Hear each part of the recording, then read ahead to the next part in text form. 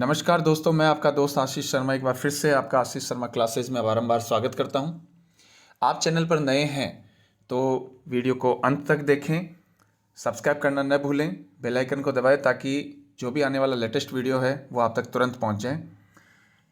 Video को अंत तक ज़रूर देखें क्योंकि इसको समझने के लिए वीडियो को अंत तक देखना बहुत ही ज़रूरी है। इस वीडियो में हम कार्यपत्रक संख्या 56 से 60 तक का हम अध्ययन करेंगे, जो कक्षा 6 और 7 के लिए प्रवाह हिंदी कार्यपुस्तिका में दिया हुआ है। तो कार्यपत्रक संख्या 56 में हम देखते हैं, निम्नलिखित कविता को पढ़कर दिए गए प्रश्नों के उत्तर लिखिए। राणा था रणधीर अकेला, था प्रताप प्रणवीर अकेला, साहस का पुतला था भारी, मेवाड़ी सपूत अलबेला, मर्यादा का प्रतिपालक था, दुश्मन का प्रतिफल घालक था, अंत समय तक टेक न छोड़ी, वह स्वराज्य का संचालक था। तो पहला प्रश्न है, महाराणा प्रताप ने अपनी मातृभूमि की रक्षा के लिए युद्ध किया था। तो इसमें पहला ऑप्शन है अकबर से। दूसरा प्रश्न है, महाराणा प्रताप ने अंत समय तक टेक न छोड़ी, प्रताप की टेक क्या थी? तो वो टेक थी मेवाड़ को आज़ाद करवाना या मेवाड़ को स्वतंत्रता दिलाना। तीसरा प्रश्न है, प्रतिपालक शब्द में कै प्रत्यय लगा हुआ है? आप इस पद्यांश में ऐसे शब्द ढूंढकर लिखिए। तो रणधीर, रण धन धीर, प्रणवीर प्रण धन वीर, और घालक है और संचालक है। इसी प्रकार चौथा प्रश्न है, महाराणा प्रताप ने अपने देश की स्वतंत्रता के लिए संघर्ष किया, कभी हार नहीं मानी। ऐसे ही महान देशभक्तों के नाम लिखिए, जैसे भगत सिंह, सुभाष चंद्र बोस, चंद्रशेखर आजाद, मंगल पांडे, लाल बाल पाल इत्यादि। पांचवा प्रश्न है, उपयुक्त पद्यांश में महाराणा प्रताप की कौन सी विशेषताएं बताई गई है, लिखिए। तो रणधीर, प्रणवीर, साहस का पुतला, मेवाड़ी शपूत, मर्यादा का प्रतिपालक, स्वराज्य का संचालक। इस प्रकार हमने कार्यपत्रक संख्या 56 का अध्ययन किया। अब हम देखते हैं कार्यपत्रक संख्या 57। कार्यपत्रक संख्या 57 में हम देखते हैं कि निम्नलिखित गद्यांश को पढ़ करके दिए गए प्रश्नों के उत्तर लिखिए। युवा पीढ़ी ही देश की पूंजी है। जब बच्चे स्कूल में पढ़ने जाते हैं तो शिक्षक उनके आदर्श होते हैं। बच्चे उन्हें ही अपना हीरो मानते हैं, अपने गुरु की हर एक स्थिति को अपनी बनाना चाहते हैं, अपने जीवन में ढालना चाहते हैं। यही अमिट छाप बच्चों के साथ जीवन भर रहती है। इसीलिए शिक्षक अपने जीवन को इस तरह जिए कि देश की युवा पूंजी सुदृढ़, सच्ची व योग्य बने। तो पहला प्रश्न है, देश की पूंजी बताया है, तो इसमें है युवाओं को। दूसरा प्रश्न है, युवा जनों के आदर्श होते हैं, तो उनके शिक्षक। तीसरा प्रश्न है, इस गद्यांश का शीर्षक हो सकता है, तो इसमें तीसरा नंबर का ऑप्शन है आदर्श शिक्षक। इस प्रकार चौथा है, योग्य का विलोम शब्द होगा, तो अयोग्य। पांचवा प्रश्न है, बच्चों पर किसकी अमिट छाप जीवन भर रहती है? तो बच्चों पर अपने गुरु की अमिट छाप जीवन भर रहती है।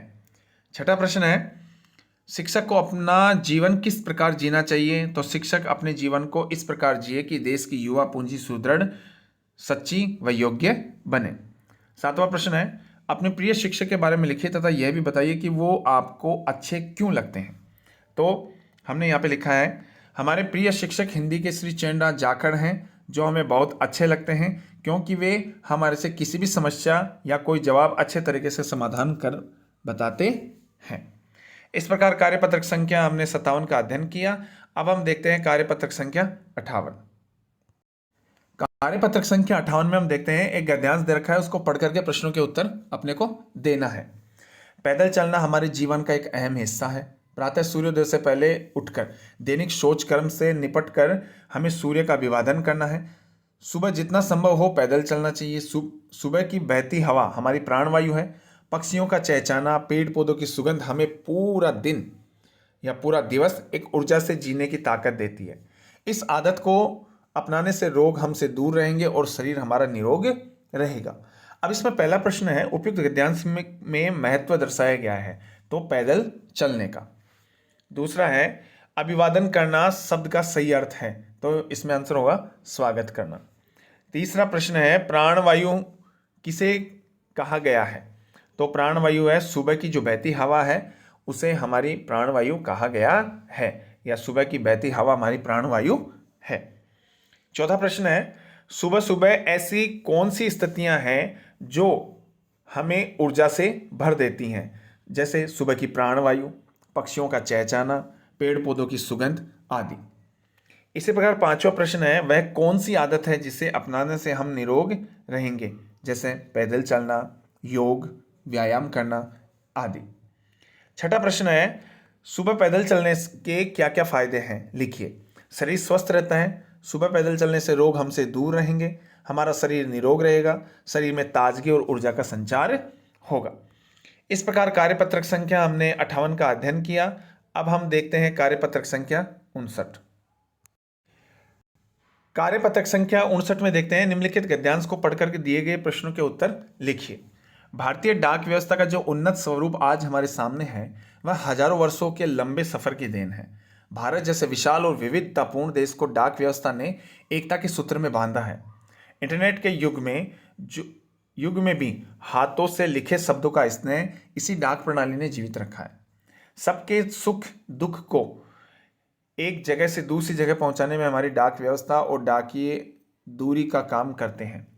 पहले कबूतर भी हमारे डाकिया हुआ करते थे, अब तो विश्व शांति के लिए उड़ाने के काम आते हैं। जैसे पहला प्रश्न है खालिस्तान, अब तो वे विश्व शांति के लिए उड़ाने के काम आते हैं, तो कबूतर।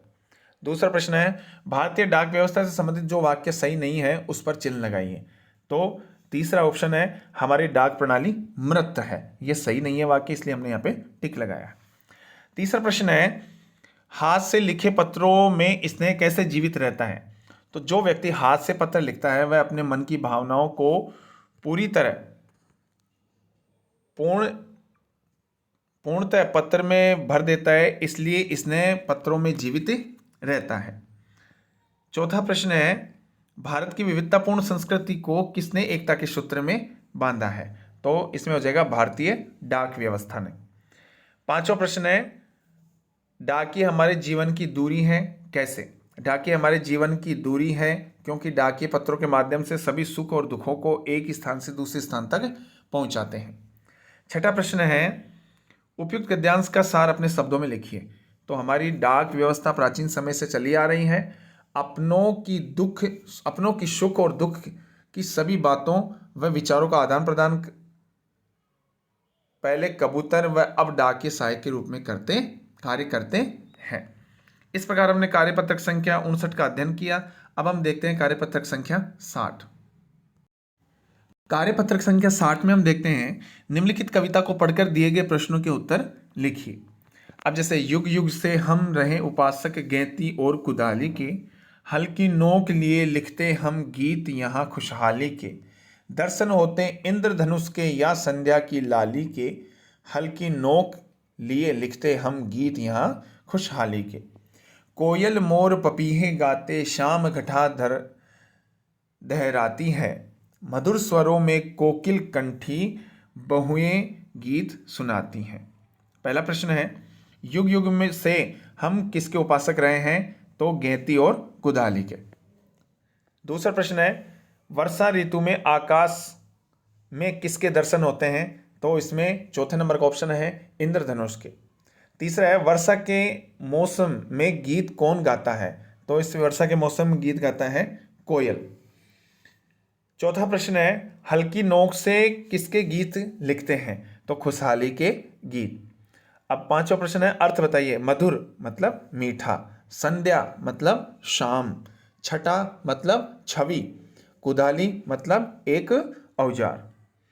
छठा प्रश्न है किसान के घर खुशहाली कब आती है, तो उत्तर है जब किसान के खेतों में हरी भरी फसल लहराती है तब खुशहाली किसान के घर आती है। सातवां प्रश्न है एक साधारण किसान के बच्चे को क्या क्या सुविधाएं मिलनी चाहिए, तो रोटी, इसमें है रोटी, कपड़ा, मकान, अच्छी शिक्षा इत्यादि। तो इस प्रकार हमने कार्यपत्रक संख्या 60 का अध्ययन किया। हम उम्मीद करते हैं कि आपको ये वीडियो बहुत ही अच्छा लगा होगा। अगर आपको वीडियो अच्छा लगा हो तो लाइक कीजिए, कमेंट कीजिए और अपने मित्रों से शेयर कीजिए। सब्सक्राइब करना बिल्कुल ना भूलें, बेल आइकन को दबाएं ताकि आने वाला जो भी लेटेस्ट वीडियो है वो आप तक तुरंत पहुंच जाए। और वीडियो को अंत तक देखें ताकि आपको सभी चीज़ें अच्छे से समझ में आए। हम आपसे अगले वीडियो में फिर से मुलाकात करेंगे, तब तक के लिए हमें इजाज़त दीजिए। जय हिंद, जय भारत।